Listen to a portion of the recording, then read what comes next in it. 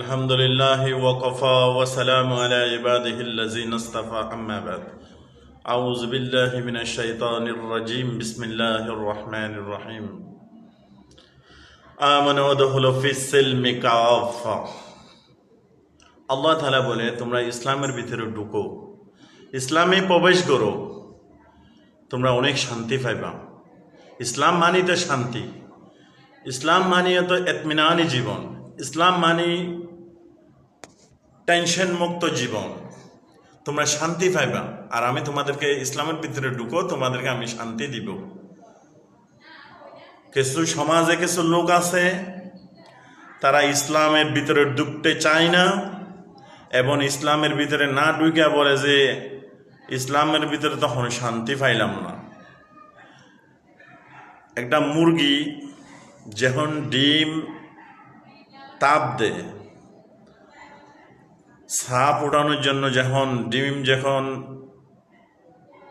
তাপ দেয়, মুরগি যখন ডিমের তাপ দেয় তখন ডানার ভিতরে রাখে, সব কিছুকে ডানার ভিতরে রাখে, তাপ দেয়। যখন ডিম যদি ডানার থেকে বের হইয়া থাকে, ওটা সা বের হয় না, ওটা ডিম খাওয়াই যায় না। ওই ডিম যদি যদি এক পুষা দিয়ে যদি বিক্রি করে, ওই ডিম খাওয়ার যোগ্য রাখে না। ওই ডিম এত দুর্গন্ধ, ওই ডিমকে কেউ পছন্দ করে না। আশপাশে ওই ডিমের গন্ধ মানুষ থাকতে পারে না।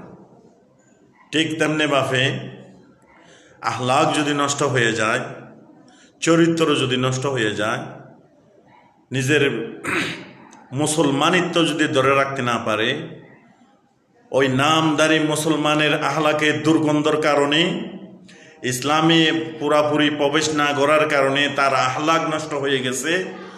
ওই নষ্ট আহলাকের দুর্গন্ধর কারণে আশপাশে মুমিন কষ্ট পায়, আল্লাহওয়ালা মানুষেরা কষ্ট পায়, ইমানদার কষ্ট পায়, তার আহলাকের জন্য আত্মীয়স্বজন কষ্ট পায়, পিতামাতা কষ্ট পায়, আল্লাহ কষ্ট পায়, রসুল কষ্ট পায়। অভিশপ্ত মানুষ, ওই অভিশপ্ত মানুষের জুবানতে ভালো কিছু জুবানের থেকে বের হয় না, এবং তাই সবসময় ইসলাম বিরোধী কাজ করে আর বলে যে শান্তি নাই, শান্তি নাই।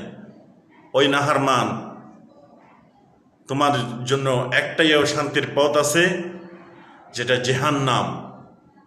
আর তুমি যদি সৎ পথে, সৎ কামায়, হক হালাল, হালাল হারাম তামিজ করে যদি আল্লাহ তাআলাকে সন্তুষ্টি করে